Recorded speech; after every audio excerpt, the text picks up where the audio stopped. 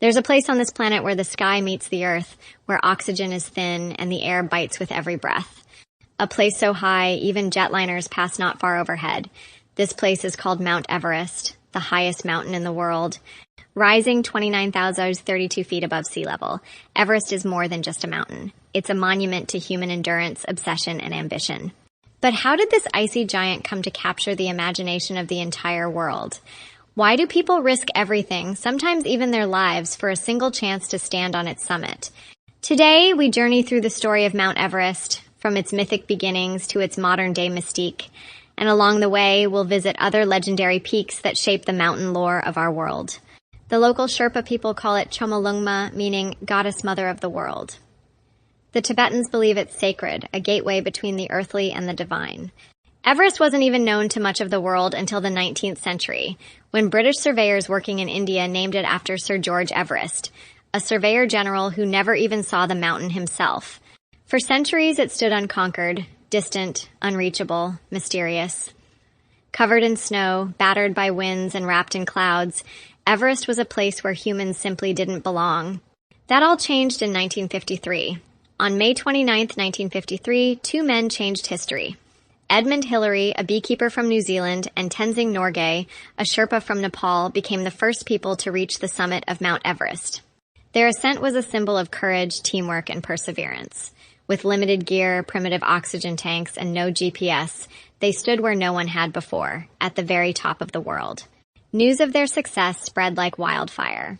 It was during the age of global exploration when reaching the North Pole and climbing the world's highest mountains captured headlines.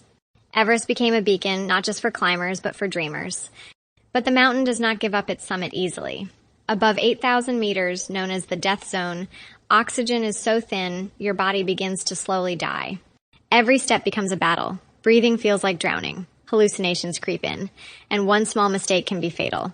Climbers speak of Everest with both reverence and fear. More than 300 people have died trying to reach its summit. Some are still there, frozen in time, their bodies resting on the same path that leads to glory. They are a grim reminder that Everest demands a price, and not all make it back. While Everest is the highest, it is not the deadliest. That title belongs to Annapurna, another Himalayan peak, where nearly 1 in 3 climbers never return. Then there's K2, the second highest mountain, rising 28,251 feet, known for its savage beauty and technical difficulty. It's so dangerous that climbers call it the Mountaineer's Mountain.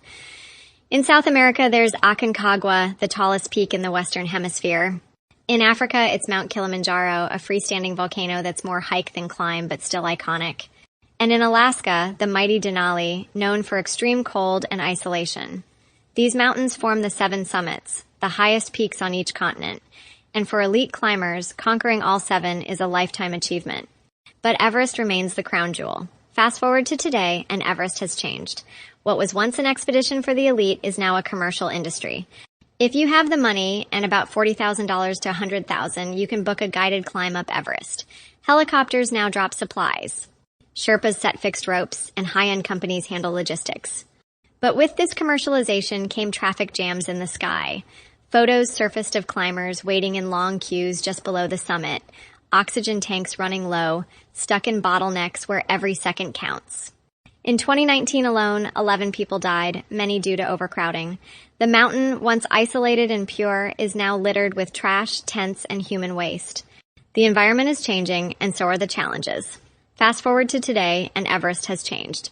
What was once an expedition for the elite is now a commercial industry. If you have the money and about $40,000 to $100,000, you can book a guided climb up Everest. Helicopters now drop supplies, Sherpas set fixed ropes, and high-end companies handle logistics. But with this commercialization came traffic jams in the sky.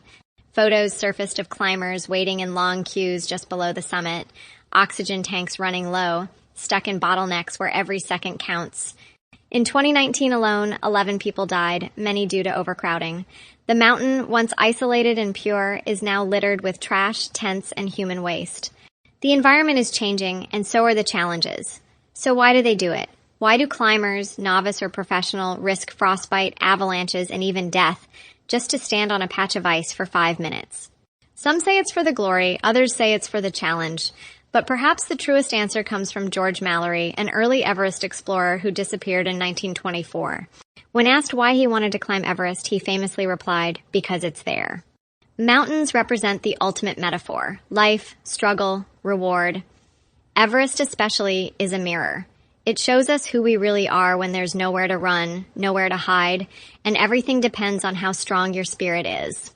The future of Everest hangs in a delicate balance. Climate change is melting the glaciers. More bodies and old gear are surfacing as ice recedes. The Sherpa community, essential to every expedition, faces increasing risks while receiving little recognition. Regulations are being proposed, but Everest remains a wild frontier, and yet each year new climbers arrive, new dreams are born. Because Everest still calls us. Its allure remains untouched by time, technology, or tragedy. Mount Everest isn't just the highest mountain on Earth. It's a symbol of human will, the edge of possibility. To stand at its summit is to look the universe in the eye and say, "I made it." Whether you're a climber or a dreamer, Everest is a reminder that the greatest journeys are always uphill, and that some peaks, while distant, are never truly out of reach.